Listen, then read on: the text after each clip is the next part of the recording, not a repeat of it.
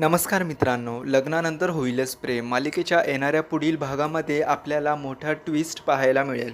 जीवा नंदिनीने कोणालाही न सांगता सरोगसी तर केली आहे, पण मात्र पुढे जाऊन आर्याच आता मालिकेत विलन बनणार आहे. खरं तर इकडे पार्थचा गैरसमज होतो की पार्थ हा आर्याच्या प्रेमात पडलाय, पण मात्र तसं काहीही नसतं. या उलट आर्याच आता जीवाच्या प्रेमात पडते आणि पुढे जाऊन ती आता एवढी स्वार्थी होती की तिला आता नंदिनीसुद्धा दिसत नाही. नंदिनी आपली बहीण आहे हे सगळं विसरून तिला आता फक्त जीवाला मिळवायचं असतं. पण जोपर्यंत नंदिनी आहे तोपर्यंत जीवा आपला होऊ शकत नाही हे आर्याला चांगलंच समजतं. जीवा हा आपल्याकडे बघतही नाही, तो फक्त नंदिनीवर प्रेम करतो. याचा आता आर्याला खूपच राग येतो.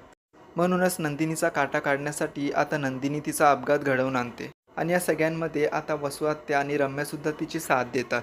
तर पुढे असं काय बघायला मिळतं की नंदिनीचा अपघात झाला आहे आणि ती सगळ्यांना सोडून गेली आहे. तर जीवाचं बाळही असतं, त्यामुळे नकळतपणे त्याला आता आर्याशी लग्न करावं लागतं बाळासाठी.